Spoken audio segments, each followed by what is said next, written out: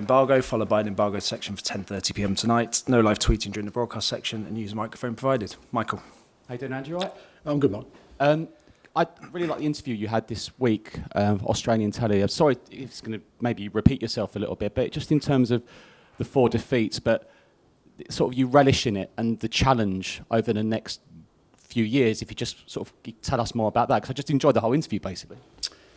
Yeah, I think I know which one you're referencing. Yeah, look, and I think I've been pretty consistent in saying that you know, we've got a sort of a challenge at the moment, a short-term challenge, but I always believe that they're a constant in any kind of significant sort of rebuild you're doing, you know, that the challenges will always be there. It's how you approach them, how you tackle them, because invariably there'll be another one down the road. And, you know, provided you get through them in the right way and with the right sort of attitude. And I think that's probably, you know, from my perspective, the most important time for me to kind of make sure that I'm clear-headed about, you know, what we're trying to do and what we're trying to achieve, and more than anything be, you know, as visible as possible in that process, because you know, it's fair to say it's everyone's trying hard. It's not through the want of trying. So you know, you've got to make sure that, you know, you stay calm, clear-headed, and sort of chart the way forward. Over the last few weeks, do you feel maybe there's more to do, and there might be more players than you realise that might just not be the ones you need going forward, though, and tougher decisions might need to be made in the summer? No. I mean, you know, again, I think I've tried to be as consistent as I possibly can in saying we've still got a long way to go, and that hasn't changed from the moment I started till now. And I think sometimes, if both in a positive and negative sense, if you go on sort of short-term stuff, you're liable to jump at the wrong conclusions and wrong decisions. Again, the planning for the summer's been well in hand for quite a while. We know what we need to do. Nothing in that sort of space has changed. So, you know, for me, how players deal and staff deal with adversity is more important in terms of our growth than sort of a reflection of us needing to make more changes. There was a nice moment at the end of the Liverpool game, and we've been running that on Sky all week, where you're with the supporters and you're pounding your heart and then you're touching your head. What was the actual message there? Mate, I really can't recall, to be honest. But look, I understand what the fans are going through at the moment, and it's never nice when you go through these periods. But as I said, I think, you know, I don't think it's through the want of trying, and I still firmly believe we're on the right track, and this is just, you know, some of the growing pains you need to go through, and as much as you'd like to, you know, avoid it, it is part of the process of growth. And you know, for fans, for us as a football club, is to understand that the road forward is a challenging one. But every time we get through these periods, I think we come out stronger, and hopefully that'll happen this time. And finally, big weekend for the football club, and Spurs women have got a huge FA Cup final. Just wanted to massive. Yeah, no, massive. Rob and his players have been outstanding this year. I think the whole year. Again, you know, they've made significant inroads in terms of their progress, and you know, the opportunity to play at Wembley, the opportunity to win a trophy is brilliant for them. It's brilliant for our football club, and yeah, couldn't wish them all the best.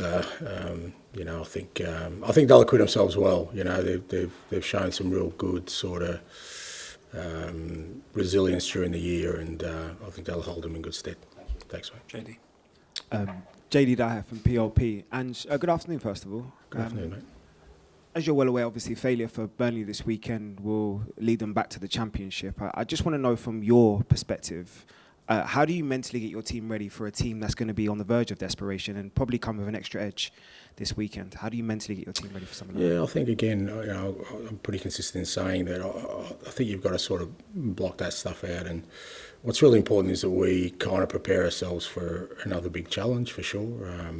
But, you know, you get to this time of the year, and most of the games are games of consequence. Everyone's playing for something. We're certainly still playing for something. So, you know, you don't want to fall in the trap of kind of, you know, expecting something different other than a really tough opponent. As you said, you know, Burnley need a result tomorrow. And you know they've been really aggressive in their approach in trying to get there. If you look at the last sort of few weeks, they've picked up results and they've been a lot more aggressive in the way they've gone about it. So I think they feel like, well, you know, we're going to go for it if we're going to have any chance to survive. So we're expecting a tough game, but I think from where we're at the moment, I think much more important is how we kind of go into the game with a focus on our football. On that note, obviously, for the standards you've set for yourself, 60 minutes that game last week would have been disappointing for your own standards. But there was a 30-minute period where there was probably some building blocks. So how can you take the positives that you saw maybe those last 30 minutes and kind of express them this weekend? Yeah, look, I thought there was positives in the first 60 minutes as well. You know, I said after the game, it was obviously a disappointing defeat, but I thought we played more like ourselves. I thought there was a lot more sort of a conviction in our football, a preparedness to try and play against a really good opposition and put pressure on them.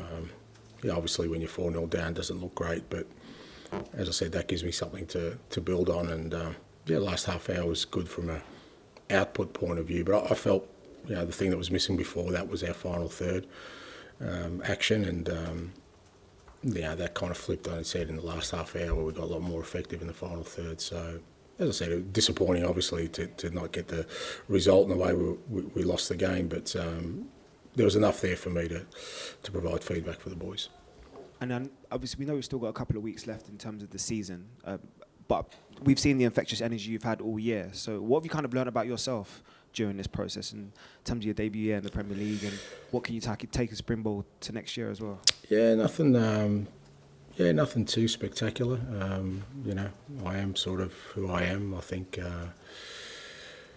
I haven't sort of resisted the notion to try and change the kind of person I am, and it's not easy in the Premier League with all the attention and scrutiny, and everything you say and do is kind of measured, and it's very easy to sort of get distracted by that. But I think nothing I've learned about myself this year that I didn't already know is that I'm not a perfect human being, mate, and I'll keep moving on. Perfect. To Dan, please. Hi, Ange. Can I ask you about left back? Ole Skipp came on in Liverpool and did quite well, I thought, for half an hour. Is he in contention to play that role? Yeah, look, we've been working with Skippy last few weeks. Obviously, when we lost Destiny, then we lost Ben, and we kind of left with Emerson, who's not really left back, and we're kind of looking around at options. And at training, we've just been using him in that space. I thought he did do well when he came on. Look, I guess the way we played fullbacks, certainly with some of the positioning, he wouldn't be, he wouldn't be too unfamiliar with some of the positions he'd need to take up as a midfielder. So he's an option for us. I think we need another option because we've got 3 games this week, and we've only got sort of Emerson as sort of a backup fullback at the club. So it's an option for us. I wonder if I could just ask you directly whether Skipp is part of your plans going forward, because there was a period a few games ago where he wasn't getting in the squad at all, and it feels like he's probably at a part of his career where he needs games. So do you see him having a future here? Yeah, I don't see any reason why not. Yeah, he probably feels like he could have played more this year, and again, I think the way the sort of season's gone for us in terms of our games program, he's probably one of the ones that suffered because we haven't been able to sort of get the sort of game time rotations we needed through the year. But I see Skippy as part of our future. Thanks. Ali, please. Hi, Ange. Can I just check on team news if there's any fresh injuries? Or anything? No, nothing from last week. And you mentioned there about the extra scrutiny you have, and obviously you've very much stuck to the person you've always been. But I think you've also mentioned in the past about maybe sometimes having confidence that you've spoken to. And has there ever been kind of moments this season or more moments where you've slightly wavered or anything about? No. I'm sorry to disappoint. If you want me to crumble, I can pretend, but I'm fine. I'm all good. I've loved and enjoyed every single second of it, mate. Even these Friday half-hour little powwows we have, mate. It's all been brilliant. I've loved every minute of it, and The confidence I have, we just talk a bit of crap for for an hour or so because we're all going through similar stuff. But I'm in a really good space. Good to hear. On a slightly grander powwow, you went to Buckingham Palace this week. Just wondering how that came about and what was it like? Yeah, we got an invite from the Australian government. Me and the other Aussies in the group here. So Millet, Scott, I think Charlie, Grant from the women's team. Yeah, it was nice. Different experience. Just really inspiring because you kind of the people we met there. You know, people who work for charities, great causes, military people who are real heroes in society. Obviously they know who I am and they'll come up and say hello, but then just asking them about who they are in their life is just, you just see so many fantastic people who do so much in communities, often without a lot of, heralding from the wider public or acknowledgement. And I could see how happy they were to be there, how important, because finally somebody, there was some acknowledgement for them. And and bizarrely enough, the sun was shining, mate, so here in London. So, we had a really nice afternoon. Was there any element of a pinch me moment for you? Obviously, how far you've come, your journey, and then to be at Buckingham Palace with the King and all that sort of stuff? Yeah, I mean, I didn't get within 10 feet of the King, mate, so it's not like we had and if I had got closer, I probably would have asked him about the Parthenon marbles and I would have probably got thrown out at some point. But no, it was nice for me and my wife. And like I said, these are kind of experiences that you're just fortunate because of the position I hold, not because necessarily because who I am, that, you get these opportunities. And like I said, what we try and do, my wife and I, is just, really immerse ourselves in that. And just, like I said, just seeing the people in there and hearing their stories, it just, and more the joy they had of being there in that moment. And, whether it's significant for me and my wife, just seeing how significant it is for them and you're in that space is just, it's special. So, it was a good day. Finish with George, please. Hi, Ange. I was just reading that apparently the King is a fan of Burnley. That's his football team. So are you ready to... That's probably why they kept him away from me, mate. Are you ready to disappoint him tomorrow and potentially... I'd be happy to disappoint him on that front, mate. No, not a problem. On a serious note, I mean, the last sort of run of games, I think 3 of the 4 defeats have been away, but how sort of keen are you to kind of get back to winning ways tomorrow and give the fans something for the backing they've shown, I guess, over this last week or so? I think that's important. As you said, 3 of the 4 defeats were away from home, and then we had the Arsenal game at home where, we lost, but we at least we gave something to our supporters. But I think it is important. Look, our supporters have been unbelievable this year for us. They've stuck with us and been a real source of encouragement for the players, home and away. And they've sort of, experiences have been, up and down, obviously, but they haven't wavered in their support. And it's an opportunity with these last 2 home games on Saturday and Tuesday for us to hopefully send them off to the summer with, not what we wanted to achieve this year, but with a hope that come next year they're going to be ready to get behind us again. And just funny for me, Richarlison scored at Liverpool, and that's the type of goal he's scored a few times this season, and I believe the type of goal your forwards generally do score.